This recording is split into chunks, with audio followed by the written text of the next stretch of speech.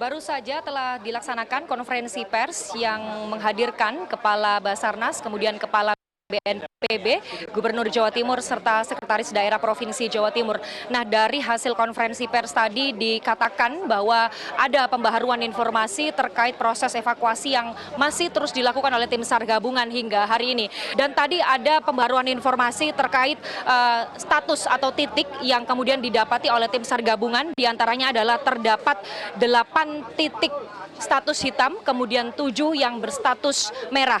Nah, tadi dikatakan status hitam ini berarti sudah tidak ditemukan tanda kehidupan seperti tanda adanya nafas. Kemudian untuk status merah ini berarti masih ada tanda kehidupan. Artinya tim SAR gabungan yang berupaya melakukan evakuasi ini masih bisa melakukan komunikasi dengan sejumlah korban yang diduga masih terdapat tanda kehidupan. Untuk mengetahui lebih lanjut terkait hasil proses evakuasi sementara yang dilakukan di Ponpes Al-Khozini, Sidoarjo, Jawa Timur. Saya sudah bersama dengan Kepala Basarnas Marsdia TNI Muhammad Syafi'i. Pak Syafi'i, terima kasih atas waktunya dan kerja keras yang sudah dilakukan selama 3 hari ini.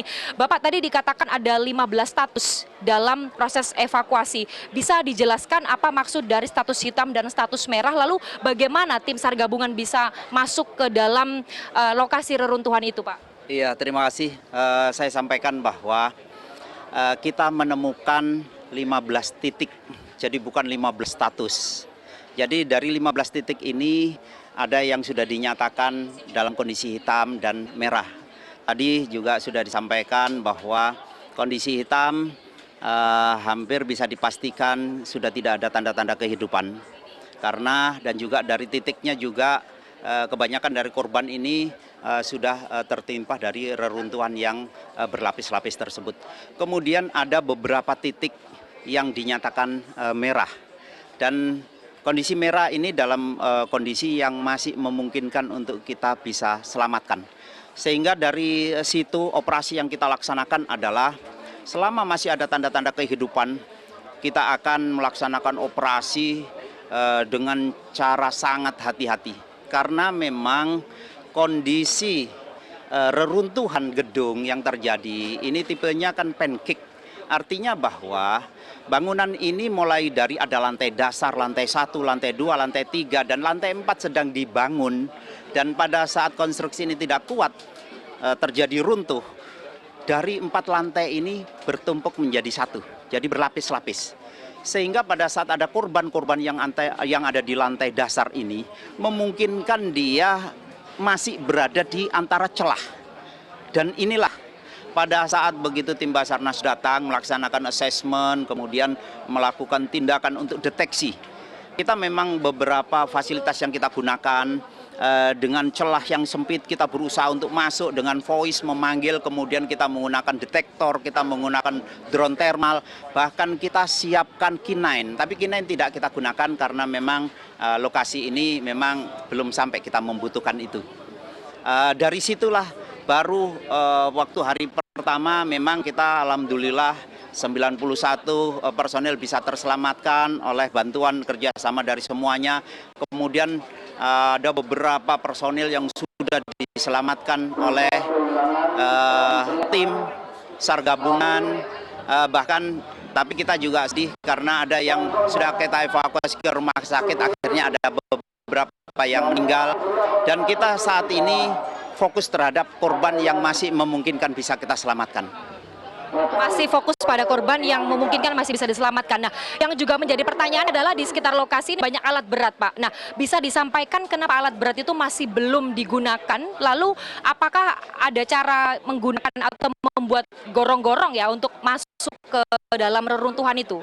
Iya, jadi tadi disampaikan bahwa pada saat ada kehidupan yang memungkinkan bisa kita selamatkan, dengan kondisi reruntuhan yang pancake tadi yang berlapis-lapis, kita tidak ingin melakukan tindakan terus menimbulkan getaran sehingga bisa merubah struktur dari beton-beton yang bertumpuk-tumpuk tadi, sehingga memungkinkan terjadinya kondisi yang tidak kita harapkan. Sehingga alat berat itu tidak akan kita gunakan pada saat kita masih bisa melakukan secara manual atau dengan peralatan yang seminim mungkin bisa menciptakan getaran itu tadi. Sehingga pada saat begitu dilihat struktur runtuhan seperti itu, kita juga tidak memungkinkan untuk melaksanakan cutting, kemudian breaking terhadap beton-beton yang ada celah itu. Akhirnya jalan terbaiknya kita membuat gorong-gorong. Nah, pada saat kita membuat parit di bawah tanah, itulah yang memungkinkan untuk bisa masuk ke satu titik.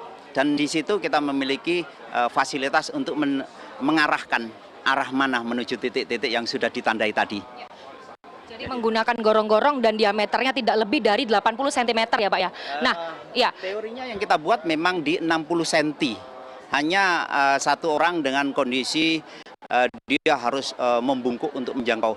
Tapi karena memang di bawah itu ternyata tanahnya itu berupa bekas-bekas timbunan, akhirnya ada runtuhan-runtuhan dari kiri kanan dan itu juga menjadi kesulitan tersendiri. Kita tidak menginginkan memperbesar karena takutnya ada dampak yang ditimbulkan. Satu lagi Pak Kabasarnas, terkait waktu evakuasi ini tadi dikatakan 3 kali 24 jam. Nah, itu seperti apa dan apakah setelah 3 kali 24 jam apa kemudian langkah yang akan dilakukan Pak? Iya, jadi kita sering mendeklar golden time. Jadi secara teori dimungkinkan bahwa dalam kurun waktu 72 jam manusia yang terjepit dalam kondisi hidup masih memungkinkan untuk bisa bertahan hidup. Itu sebenarnya teori yang dasar yang kita gunakan.